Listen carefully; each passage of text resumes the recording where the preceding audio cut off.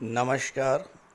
ज्योतिष शास्त्र में श्रद्धा और विश्वास रखने वाले सभी जातकों का पारलौकिक जगत चैनल में बहुत बहुत स्वागत है।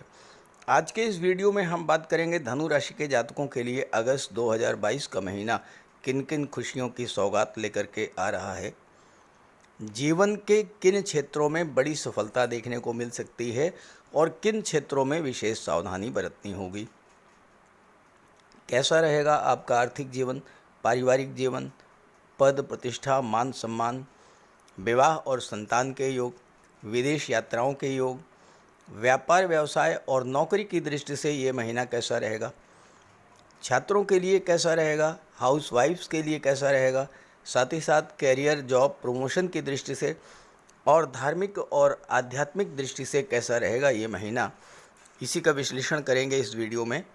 ये विश्लेषण आपकी चंद्र राशि के आधार पर किया जा रहा है और वीडियो के अंत में मैं ग्रहों के उपाय भी बताऊंगा और जैसा मैंने कहा है वीडियो के अंत में आपकी कुछ समस्याओं के समाधान भी बताऊंगा। तो चलिए वीडियो शुरू करते हैं।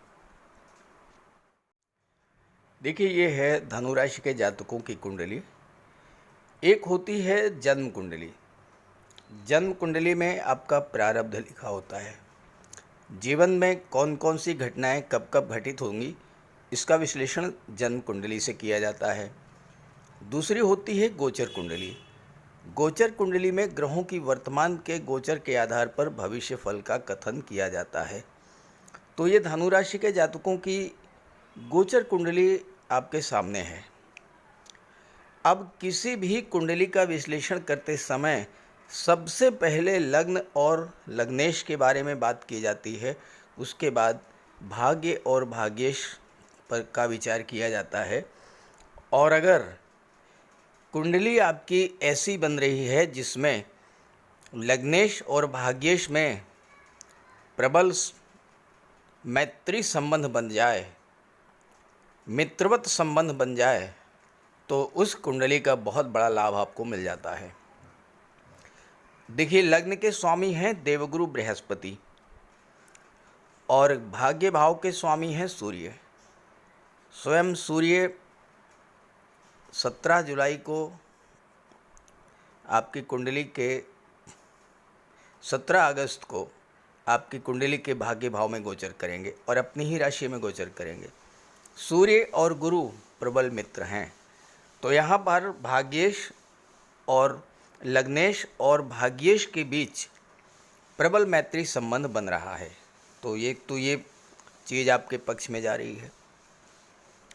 दूसरी जो महत्वपूर्ण योग बन रहा है वो ये है कि शनिदेव 12 जुलाई को आपकी कुंडली के धन भाव में मकर राशि में गोचर कर रहे हैं और शुक्र 7 अगस्त को अष्टम भाव में गोचर करेंगे। जैसे ही शुक्र का गोचर अष्टम भाव में होगा, शनि और शुक्र का समसप्तक दृष्टि संबंध बनेगा।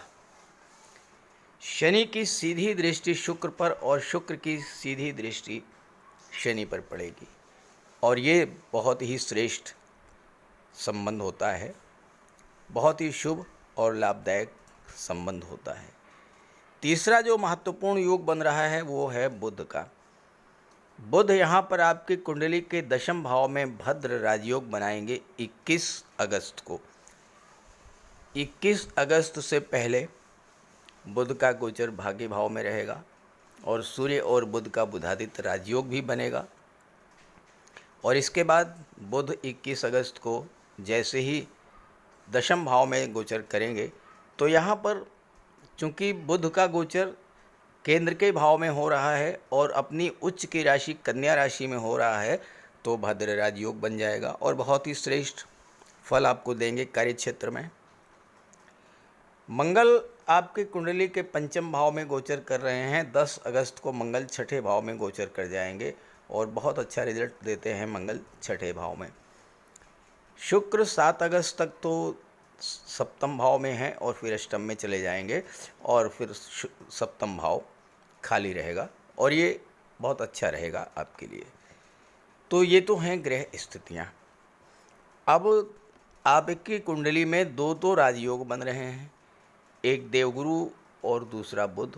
दोनों ही पंच महापुरुष राजयोगों में से एक भद्र राजयोग और दूसरा हंस राजयोग। ये गुरु और बुध के द्वारा बनाया जा रहा है और गुरु और बुध के समसप्तक योग भी बन रहा है, समसप्तक दृष्टि संबंध भी बन रहा है। गुरु की दृष्टि बुध पर और बुध की दृष्टि गुरु पर। केतु 11वें भाव में गोचर कर रहे हैं और 11वें भाव में केतु बहुत अच्छा रिजल्ट देते हैं। जहाँ तक भाग्य भाव की बात है तो आपके भाग्य के स्वामी ही सूर्य हैं और जिसके भाग्य भाव के स्वामी सूर्य हो तो उसका भाग्य तो उसके आगे आगे चलता है। ऐसे जातक मिट्टी को भी सोना बना देते हैं। जिस कार्य को शुरू करते हैं उसे सफलता के शिखर तक ले जाते हैं। ये होता है भाग्य भाव में सूर्य और बुध भी हैं। लेकिन फिर प्रश्न यही आपका आएगा और बार बार आपका ये प्रश्न आता है और बार बार मैं आपको समझाता हूँ कि लाभ क्यों नहीं मिलता। शनि शुक्र का संबंध आपको धन कुबेर बना सकता है, लेकिन आप कह रहे हैं कि आपको धन नहीं प्राप्त हो रहा है। तो आप अपनी जन्म कुंडली देखिए, क्या जन्म कुंडली में शनि और शुक्र बलाबल से मजबूत स्थिति में हैं? और दूसरी बात, आपके जीवन में महादशा और अंतर्दशा किसकी चल रही है? क्या मित्र ग्रहों की अंतर्दशा चल रही है या शत्रु ग्रहों की? ये बात भी महत्वपूर्ण है। अगर आपकी जन्म कुंडली में मित्र ग्रहों की महादशा या अंतर्दशा चल रही है तो वो दोनों ही ग्रह आपको बहुत बड़ा लाभ देंगे। अगर कुंडली में, अगर गोचर में अच्छी स्थिति में हैं और जन्म कुंडली में बलवान स्थिति में हैं। आप ऐसे समझें, शनिदेव और शुक्र की ही बात कर लें। आपकी जन्म कुंडली में अगर शनिदेव की महादशा चल रही है और शुक्र की अंतर्दशा चल रही हो तो ये जो अगस्त का महीना है ये आपके लिए बहुत श्रेष्ठ लाभ देने वाला बन जाएगा। वहीं अगर शनिदेव की महादशा चल रही हो लेकिन मंगल की अंतर्दशा चल रही हो तब तो फिर आपको सावधान रहना होगा। शनि की महादशा चल रही हो, सूर्य की अंतर्दशा चल रही हो तो भी आपको बहुत सावधान रहना पड़ेगा। क्यों? क्योंकि शत्रुओं की, दो शत्रु ग्रहों की महादशा और अंतर्दशा का संबंध बन रहा है। वहीं आप देवगुरु की बात कर लीजिए, देवगुरु की महादशा चल रही हो, बुध की अंतर्दशा चल रही हो, या बुध की महादशा चल रही हो, देवगुरु की अंतर्दशा चल रही हो, बहुत अच्छा रिजल्ट मिलेगा। लेकिन गुरु की महादशा चल रही हो और शुक्र की अंतर्दशा चल रही हो, परस्पर शत्रु ग्रह, तो आपको विशेष उपाय करना पड़ेगा, सावधान रहना पड़ेगा, धन हानि के लिए भी तैयार रहना पड़ेगा, समाज में मान सम्मान में कमी को झेलने के लिए भी तैयार रहना पड़ेगा। अगर ऐसी स्थिति बनती है तो ग्रहों का उपाय समझना जरूरी है, ग्रहों की स्थितियों को समझना जरूरी है, तब आप पूरा लाभ ले पाएंगे। तो चलिए कुंडली का विश्लेषण करते हैं एक एक बिंदु पर। तो बात करते हैं आपके लग्न के स्वामी देवगुरु बृहस्पति के बारे में। देवगुरु बृहस्पति कुंडली के चतुर्थ भाव में गोचर कर रहे हैं। चतुर्थ भाव से भौतिक सुखों का, भूमि, भवन, प्रॉपर्टी, वाहन और माता का विचार किया जाता है, मातृभूमि का विचार किया जाता है, गुप्त धन और गड़े हुए धन का विचार किया जाता है। और देवगुरु एक तो राजयोग बना रहे हैं, दूसरे चतुर्थ भाव में देवगुरु महाबली होते हैं। देवगुरु के बारे में ज्योतिष शास्त्र में कहा गया है कि किंग कुर्वन्ति सर्वग्रह यस्य केंद्रे बृहस्पति, अर्थात वो जातक जिसकी कुंडली के केंद्र के भाव में देवगुरु का गोचर हो तो उस पर किसी दूसरे ग्रह के अशुभ प्रभाव का कोई असर नहीं होता। तो जिस जातक की कुंडली के केंद्र के भाव में देवगुरु का गोचर है उसे जीवन में हर सुख प्राप्त होता है। और यहाँ पर देवगुरु का गोचर आपकी कुंडली में चतुर्थ भाव में ये अप्रैल तक रहेगा। 29 अप्रैल 2022 से शुरू हुआ है और 29 अप्रैल 2023 तक देवगुरु आपकी कुंडली के चतुर्थ भाव में ही गोचर करेंगे। देवगुरु क्या हैं? ज्ञान, बुद्धि, विवेक, धर्म और सत्कर्म के कारक हैं। और यहाँ पर आपके ज्ञान बुद्धि विवेक में वृद्धि करेंगे। आप अत्यंत वाक्पटु होंगे, ज्ञानवान होंगे, धनवान होंगे, प्रतिभाशाली होंगे और समाज में आपको मान सम्मान बढ़ेगा। परिवार के मुखिया के रूप में आप अपने कुल खानदान के मान सम्मान और यश में वृद्धि करेंगे और भाई बहनों का, माता का, परिवारीजनों का स्नेह आपको प्राप्त होगा। देवगुरु की दृष्टि कुंडली के 12वें भाव पर पड़ेगी। 12वां भाव विदेश का होता है, 12वां भाव धर्म, अध्यात्म और मोक्ष का होता है। तो देवगुरु आपको विदेश से धन का लाभ तो कराएंगे ही, उच्च शिक्षा के लिए विदेश जाने के भी योग बनेंगे, क्योंकि पंचम भाव में मंगल का गोचर है, राहु का गोचर है और मंगल 12वें भाव के स्वामी भी हैं। तो उच्च शिक्षा के लिए आप विदेश जा सकते हैं। विदेशी कंपनीज में आपको नौकरी भी मिल सकती है। साथ ही साथ धर्म अध्यात्म में आपकी रुचि बढ़ा देंगे देवगुरु, और जितना ही अधिक आपकी रुचि धर्म अध्यात्म में बढ़ेगी, जितना ही आप दान पुण्य का कार्य करेंगे, गरीबों की मदद करेंगे, किसी वृद्धाश्रम में, कुष्ठ आश्रम में, अस्पताल में आप जाकर के कुछ समय उनके साथ बिताएं, उनके दुख दर्द को महसूस करें, कुछ आप मदद कर दें उनकी। फल है, अन्न है, वस्त्र है, कोई भी चीज़ आप वितरित करके आएँ, तो इससे आपको एक तो बहुत बड़ी मानसिक शांति मिलेगी और दूसरी बात यह है कि आप पर देवगुरु की विशेष कृपा होगी। और देवगुरु की विशेष कृपा का अर्थ ये होता है कि आपको दैवी सपोर्ट मिल जाएगा, यानी ईश्वर की विशेष कृपा आप पर रहेगी। तो इससे 12वें भाव के या छठे भाव या 8वें भाव के जो अशुभ प्रभाव हैं उनसे आपको राहत मिलेगी। चतुर्थ भाव में देवगुरु के गोचर के बारे में कहा गया है ज्योतिष शास्त्र में, और जो शास्त्रों में वर्णित है वह घटित होता है। चतुर्थ भाव में देवगुरु हैं तो कहा गया है सुखी जीवे सुखी लोके सुभगो राजपूजिता विजितारिः कुलाध्यक्षो गुरु भक्तस्य जायते। अर्थात वो जातक जिसकी कुंडली के चतुर्थ भाव में देवगुरु का गोचर है वो अत्यंत रूपवान होता है, प्रतिभाशाली होता है, धनवान होता है, जीवन के सभी सुखों का उपभोग करता है, शत्रुओं पर विजय प्राप्त करने वाला होता है और अपने परिवार और कुल का मुखिया होता है और गुरु का भक्त होता है। चतुर्थ भाव में देवगुरु आपकी महत्वाकांक्षाओं में वृद्धि करेंगे, और चूंकि देवगुरु की दृष्टि दशम भाव पर पड़ेगी, कर्म के भाव पर पड़ेगी, अपने उद्यम परिश्रम से आप अपने महत्वाकांक्षा को पूरा भी करेंगे। आप अपने माता पिता, गुरु और वृद्धजनों का सम्मान करें, इससे गुरु को बल मिलेगा और अधिक आपको लाभ प्राप्त होगा। पारिवारिक जीवन सुखमय रहेगा, माता का आशीर्वाद मिलेगा। आपका घर बहुत बड़ा होगा और सभी सुख सुविधाओं से पूर्ण होगा। सरकारी आवास का भी सुख आपको प्राप्त हो सकता है। पैतृक संपत्ति को आप सुरक्षित रखेंगे और उसमें निरंतर वृद्धि करेंगे। अपने हाथों से अपने मकान का निर्माण करेंगे। और अगर आपकी जन्म कुंडली के चतुर्थ भाव में देवगुरु का गोचर है तो वृद्धावस्था अत्यंत सुखी होगी, जमीन जायदाद आपके पास पर्याप्त होगी, बाग बगीचा भी आपके पास होगा। ये होता है देवगुरु का चतुर्थ भाव में प्रभाव। ज़्यादा संभावना इस बात की है कि आप सरकारी नौकरी करेंगे और सरकार में उच्च पद को प्राप्त करेंगे, क्योंकि देवगुरु की दृष्टि कर्म के भाव पर पड़ रही है, सीधे बुध पर दृष्टि पड़ रही है। और ये देवगुरु और बुध का जो योग है ये 21 अगस्त से शुरू होगा और 26 अक्टूबर तक पूरे 65-66 दिन तक ये दृष्टि संबंध बनेगा। आप ऐसा कोई पद धारण करेंगे जिसका पब्लिक से सीधा संबंध हो, यानी आप या तो उच्च प्रशासनिक सेवा में होंगे या फिर आप राजनीति के क्षेत्र में सफलता अर्जित करेंगे।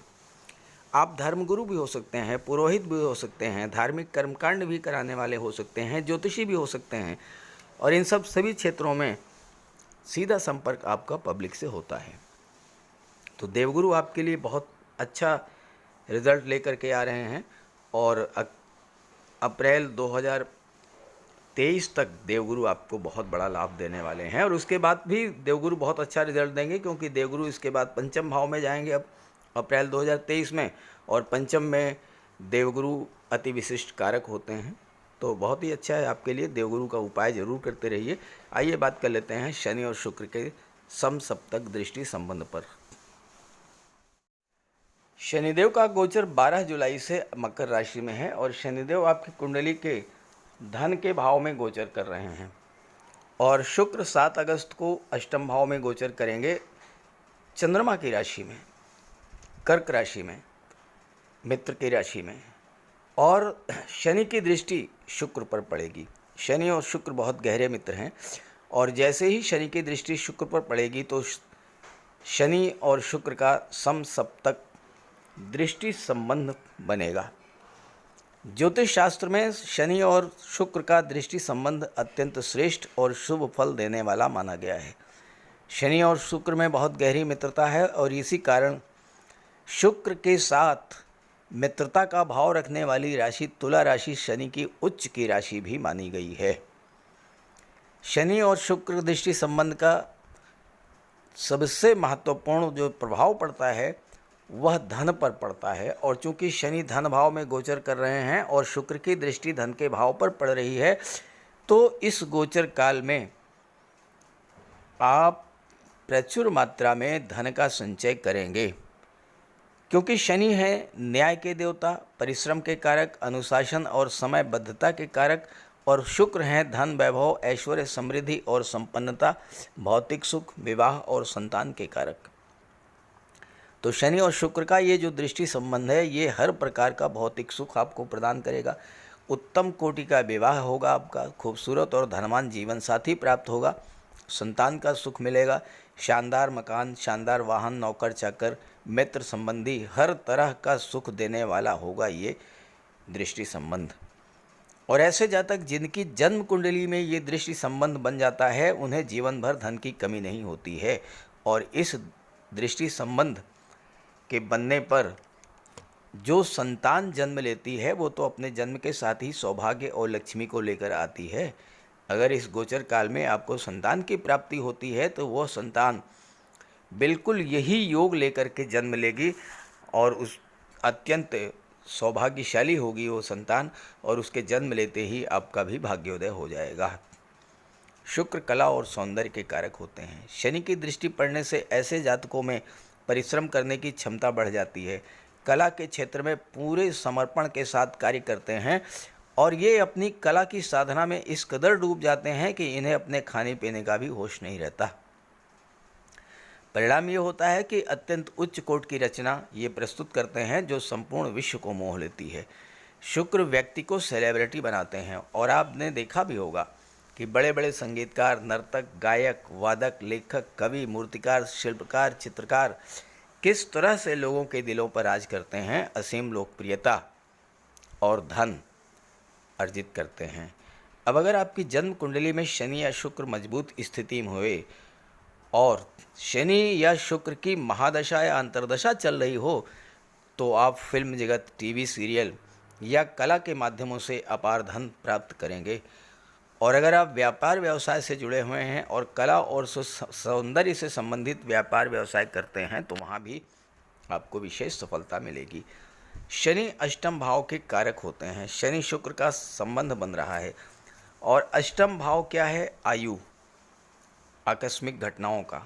शनि आयु के कारक होते हैं, तो इस दृष्टि के संबंध के बनने पर आपको स्वास्थ्य लाभ होगा, आप स्वस्थ रहेंगे, निरोग रहेंगे, और आपकी आयु में भी वृद्धि होगी।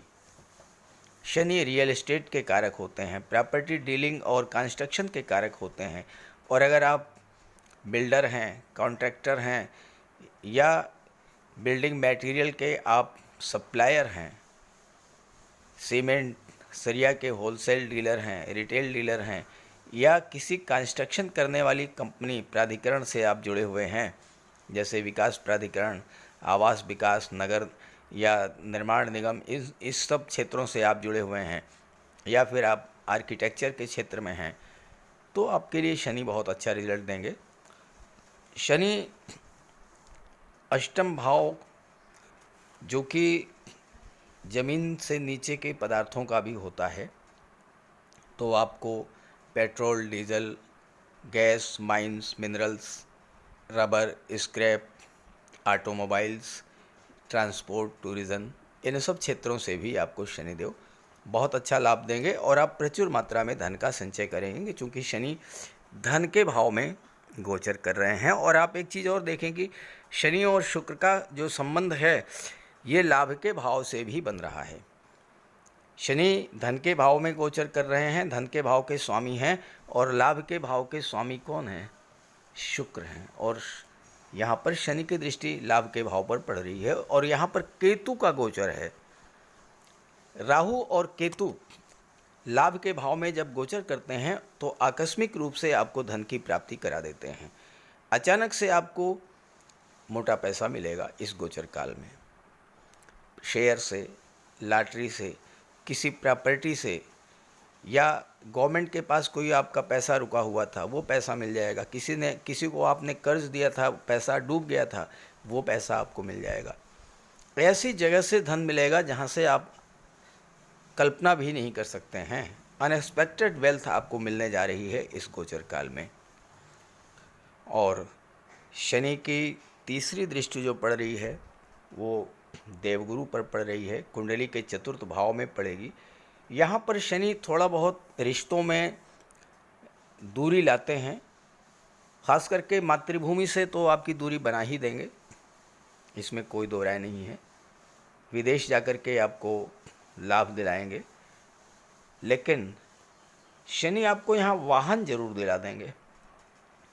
सुख के भाव पर दृष्टि है शनि की, और शनि वाहन के कारक होते हैं। और अगर आपके अंदर काफ़ी दिनों से वाहन खरीदने की इच्छा थी, 4 व्हीलर वगैरह आप खरीदना चाहते थे, तो ये समय आपके लिए बहुत अच्छा रहेगा। आप 4 व्हीलर खरीद सकते हैं, और 4 व्हीलर आपको मिल भी जाएगा, क्योंकि शुक्र जो है वो छठे भाव के स्वामी हैं, जो कि कर्ज का भाव है। तो आपको बैंक से लोन वगैरह भी मिल जाएगा और आप 4 व्हीलर भी खरीद सकते हैं।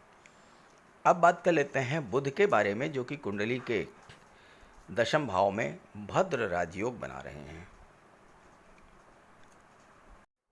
बुध का गोचर आपके लिए बहुत ही महत्वपूर्ण है, चूँकि बुध लगभग 65-66 दिन तक भद्र राजयोग बनाएंगे आपकी कुंडली में। 21 अगस्त को कन्या राशि अपनी उच्च की राशि में गोचर करेंगे, और 26 अक्टूबर तक कन्या राशि में ही गोचर करेंगे।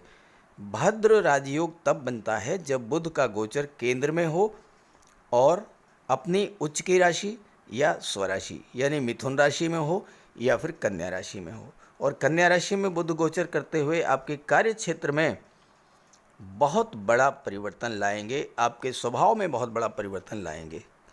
क्योंकि बुध क्या हैं? बुद्धि के कारक हैं, इंटेलिजेंस के कारक हैं, आपकी लेखन शक्ति, वाक शक्ति, आपकी तर्क शक्ति के कारक हैं।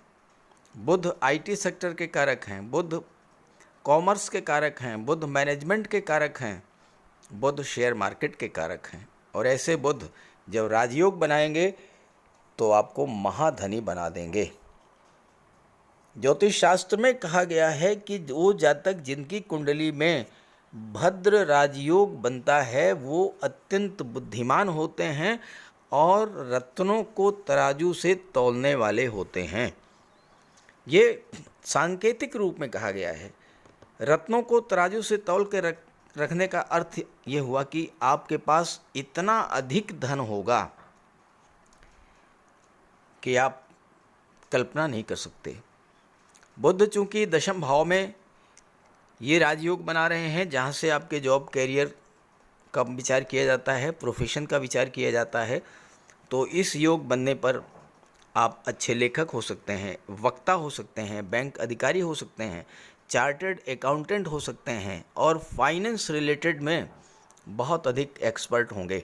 साथ ही साथ IT sector, computer, communication, commerce, finance, share market, brokerage, इन सब क्षेत्रों में आपको उच्च स्तर की सफलता बुध दिलाएंगे। बुध यहाँ पर सप्तम भाव के भी स्वामी हैं, और सप्तम भाव से व्यापार का विचार किया जाता है। और यहाँ पर 7 अगस्त तक शुक्र का भी गोचर रहेगा। सप्तम भाव से आपके family life, love life, partnership, व्यापार का विचार किया जाता है। तो बुध के प्रभाव से, चूँकि बुध बहुत ही सौम्य ग्रह हैं, बहुत ही जॉली नेचर है इनका, तो बुध के प्रभाव से आपका भी व्यक्तित्व ऐसा होगा कि जिसे कहते हैं जॉली नेचर, हंसमुख स्वभाव।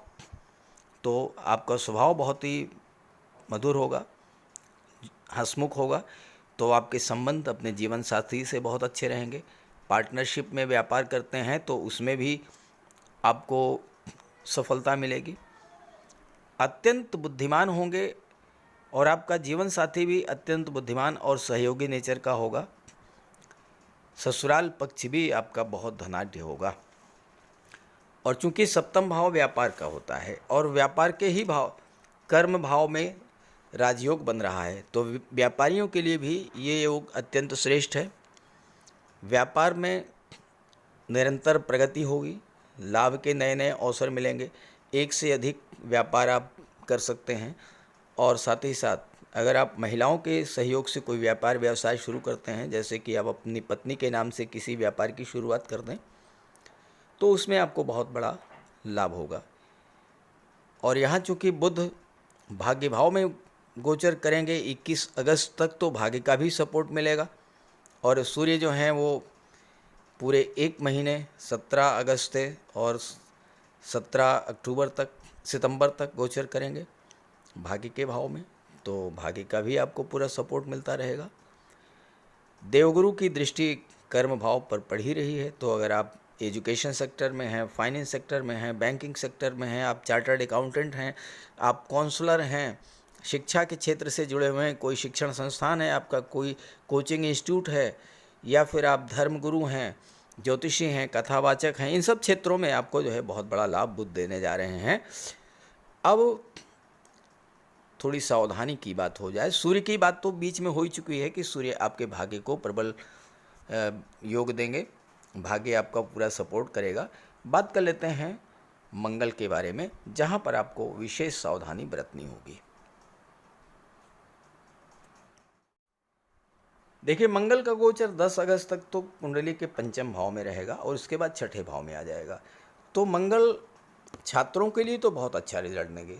जो कॉम्पिटिटिव एग्जाम्स की तैयारी कर रहे हैं उनके लिए तो बहुत अच्छा रहेगा, क्योंकि मंगल छठे भाव में कंपटीशन का भाव है, तो कंपटीशन में आपको सफलता दिलाएंगे। मंगल जब छठे भाव में होते हैं तो ऐसे जातकों के सामने कोई टिक नहीं सकता। बहुत ही स्ट्रॉन्ग पर्सनालिटी आपकी होगी, अदम्य साहस की धनी होंगे आप, और कार्य करने की असीम ऊर्जा और क्षमता आपके भीतर होगी।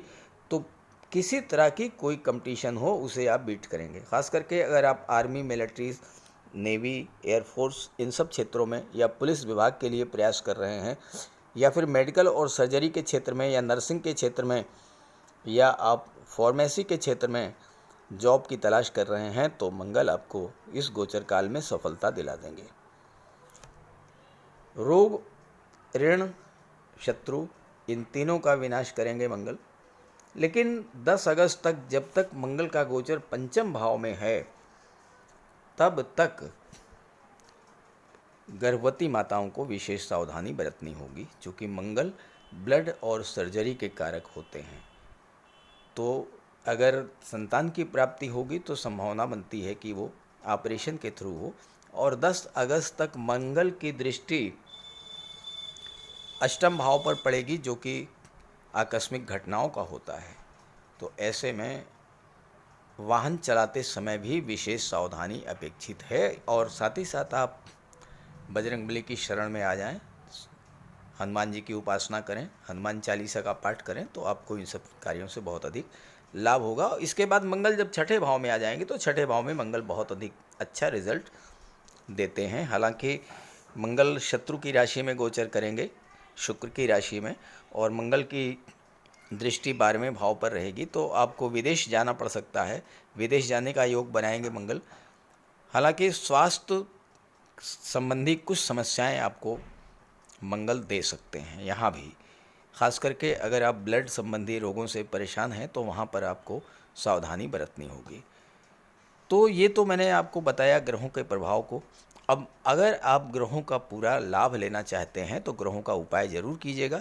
तो बात कर लेते हैं उपायों पर और उसके बाद मैं आपको बताऊंगा आपके समस्याओं के समाधान, आपके प्रश्नों के उत्तर।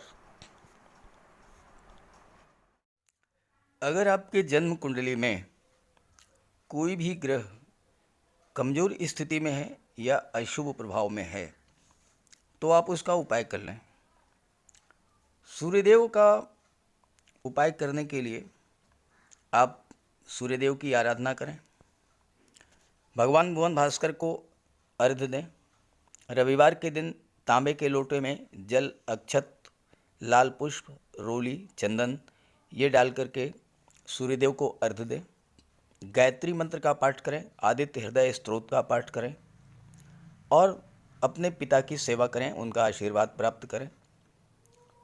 रविवार के दिन एक तांबे का छल्ला या तांबे की अंगूठी ये धारण करें।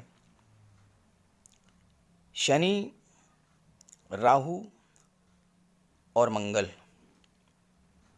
इनका सबसे बढ़िया उपाय है, सर्वश्रेष्ठ उपाय है, बजरंग बली की उपासना करें, हनुमान चालीसा का पाठ करें, बजरंग बाण का पाठ करें। मंगलवार के दिन बजरंग बली के चरणों में बैठें, अपनी समस्या उनसे कहें। ध्यान रखें कि जो भी उपाय करें, जब भी आप उपाय करें तो उस समय आपके मन से सांसारिकता, भौतिकता ये सब बिल्कुल दूर होनी चाहिए। केवल आप हों और आपके आराध्य देव हों। मन से आपको उपासना करनी है। शनिदेव के लिए शनिवार के दिन पीपल के वृक्ष के नीचे सरसों के तेल का एक दीपक जला दें। शनिवार के दिन सरसों के तेल का दान करें और दीन, दुखी, लाचार, असहाय, दिव्यांग व्यक्तियों की आप जितनी मदद कर सकते हों उतनी मदद करें। साथ ही साथ छल, कपट, लालच, बेईमानी, झूठ, अहंकार इन सब से दूर रहें। मंगल के लिए और शुक्र के लिए एक चांदी का छल्ला और एक चांदी की चेन धारण करें। शुक्र के लिए माता लक्ष्मी की आराधना करें और शुक्रवार के दिन श्वेत रंग के वस्त्र धारण करें। कन्याओं को भोजन कराएं, खीर, मिष्ठान का, और स्वयं भी श्वेत रंग के पदार्थों का ही भोजन करें। साथ ही साथ शुक्रवार के दिन श्वेत रंग के पदार्थों का दान भी करें। श्वेत वस्त्र, चावल, चीनी इन चीज़ों का दान करने से माता लक्ष्मी प्रसन्न होती हैं। और घर को साफ सुथरा रखें, घर से कबाड़ को बिल्कुल हटा दें। बुध के लिए भगवान श्री गणेश की उपासना करें, गाय की सेवा करें और किन्नर को दान दें। किसी शुभ कार्य के लिए अगर आप बाहर जा रहे हैं तो आप अपने घर में कोई कन्या होगी, बेटी, बहन, भतीजी, कुछ उपहार, कुछ पैसे, मिठाई, खिलौने कुछ भी दे कर के जाएं। रास्ते में गाय मिले तो उसे गुड़ खिला दें, किन्नर मिले तो उसे 10-20 रुपए दे दें, आपका कार्य सिद्ध होगा। और इसके अलावा राहु और केतु, राहु के लिए मोर पंख का प्रयोग करें। घर के main door, bedroom, drawing room in सब जगह पर मोर पंख लगा दें।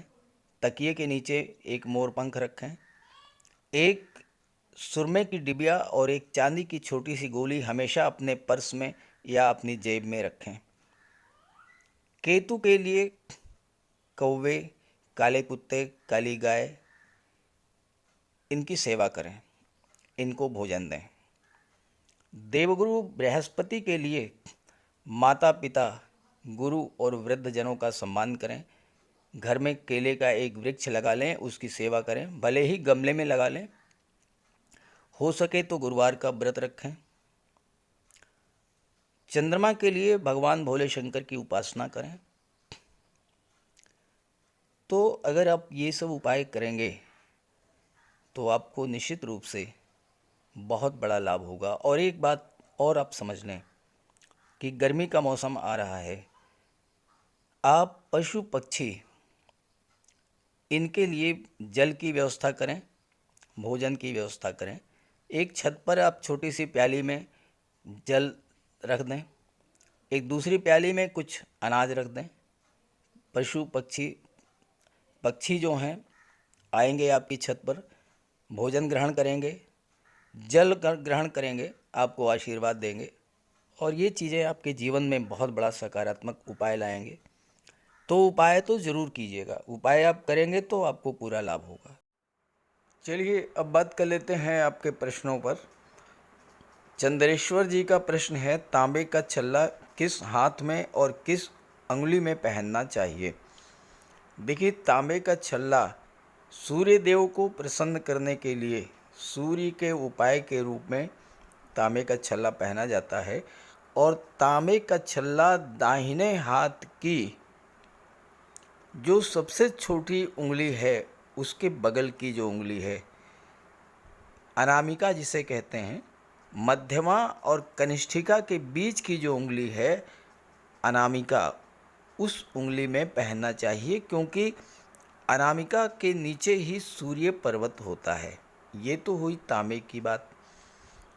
देवगुरु को प्रसन्न करने के लिए देवगुरु के उपाय के रूप में सोने की अंगूठी पहनी जाती है। और सोने की अंगूठी जो है वह तर्जनी, अंगूठे के बगल वाली जो उंगली है उसमें पहना जाता है। और मंगल और शुक्र के उपाय के लिए चांदी की अंगूठी पहनी जाती है। और चांदी की जो अंगूठी होती है वो कनिष्ठिका, दाहिने हाथ की जो सबसे छोटी उंगली है उसमें पहनी जाती है। चलिए अगला प्रश्न देखते हैं। पूनम जी का प्रश्न है, मेरी कुंडली मेष लग्न की है, मेरी कुंडली में राहु 3rd हाउस में, 4th में शुक्र, 5th में सूर्य और बुध, 6ठे में चंद्रमा और शनि, 7वें में मंगल और गुरु, 9वें में केतु हैं। तो बताएं कि कुंडली में गवर्नमेंट जॉब का योग है या नहीं। पूनम जी, मैं अपने हर वीडियो में बताता हूं कि अगर सूर्य और बुध का बुधादित्य राजयोग बन रहा है तो 110% सरकारी नौकरी का योग बनता है। परिश्रम कीजिए, सफलता निश्चित रूप से मिलेगी। और पंचम भाव अत्यंत शुभ भाव है, शिक्षा और संतान का भाव है। और इस भाव में सूर्य और बुध का गोचर निश्चित रूप से आपको सरकारी नौकरी का योग बनाता है। अगला प्रश्न है शैलेश जी का, कला क्षेत्र के बारे में विस्तार से बताएं, जैसे कवि, लेखक, दिग्दर्शन या अभिनय। मैं अपने वीडियोज़ में अक्सर कला के क्षेत्र में चर्चा करता रहता हूँ। कला के लिए जो कारक हैं वह हैं शुक्र। अगर आपकी कुंडली में शुक्र बलवान हैं या आपके जीवन में शुक्र की महादशा या अंतर्दशा चल रही है, आपको निश्चित रूप से कला के क्षेत्र में सफलता मिलेगी। कला का क्षेत्र बहुत व्यापक है। संगीत, नृत्य, अभिनय, लेखन, वादन, गायन, चित्रकला, मूर्तिकला, शिल्पकला, बहुत सारे क्षेत्र हैं कला के। लेकिन अगर आपकी कुंडली ऐसी है जिसमें शुक्र बलवान स्थिति में हो, और अगर शुक्र आपके लग्न भाव में गोचर कर रहे हों या शुक्र आपकी कुंडली में 12वें भाव में गोचर कर रहे हों या तीसरे भाव में गोचर कर रहे हों, और कहीं ना कहीं से उन पर शनि की दृष्टि पड़ रही हो, तो कला के क्षेत्र में आपको सफल होने से कोई नहीं रोक सकता है। अब ये आप देखिए कि आपकी कुंडली में क्या स्थिति है शुक्र की। शेखर जी का प्रश्न है, गुरुजी नमस्कार। आप गज केसरी राजयोग के बारे में बता रहे हैं। मेरी कुंडली में चौथा चंद्र एवं 10वें गुरु हैं। एक प्राइवेट जॉब कर रहा हूं। 58 साल मेरी उम्र है। माफ़ी के साथ बताना चाहूँ कि आज तक ऐसा कुछ नहीं हुआ है। देखिए, आप गज केसरी राजयोग का मेरा वीडियो एक बार फिर से देखिए। उसमें कुछ शर्तें भी हैं। अब आपकी उम्र 58 साल हो चुकी है, फिर भी ऐसा नहीं है कि आप सफलता नहीं अर्जित कर सकते हैं।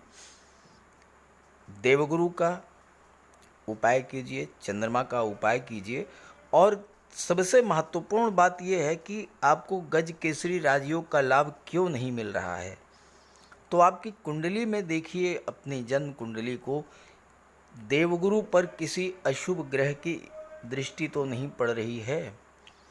देवगुरु कमज़ोर तो नहीं है, देवगुरु पीड़ित तो नहीं है। अगर देवगुरु ये वैसे गज केसरी राजयोग शुक्र से भी बनता है, बुध से भी बनता है। अब ये आपकी कुंडली में क्या स्थिति है, इस पर निर्भर करेगा कि आपको लाभ मिलेगा या नहीं मिलेगा। और चूंकि 58 साल आपकी उम्र हो चुकी है, अगर आपने पहले इसके बारे में जानना चाहा होता या आपने किसी योग्य ज्योतिषी से परामर्श लिया होता और आपने गुरु और चंद्रमा का उपाय कर लिया होता, तो निश्चित रूप से आपको बहुत बड़ी सफलता मिली होती। अब भी आप कर सकते हैं। अगला प्रश्न आया है कि your comments seems always positive but results are not positive. For Makar राशि it seems it is always struggle since birth, luck never favours.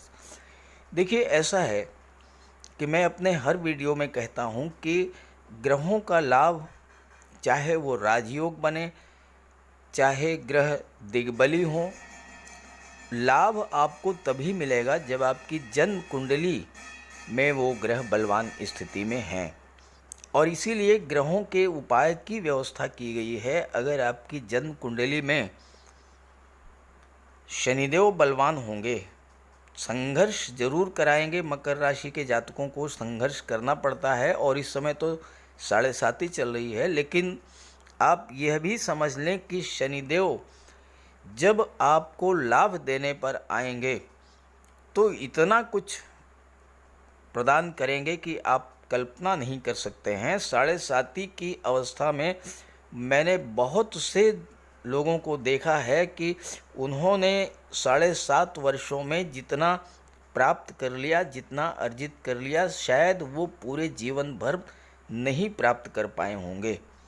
बस ये है कि आपकी कुंडली क्या कहती है, जन्म कुंडली में शनिदेव की क्या स्थिति है, और साथ ही साथ शनिदेव का आप उपाय ज़रूर करते रहें। उपाय करेंगे निश्चित रूप से आपको लाभ मिलेगा। उपायों पर मैं हर वीडियो में चर्चा करता रहता हूँ, तो उसको आप देखते रहिए।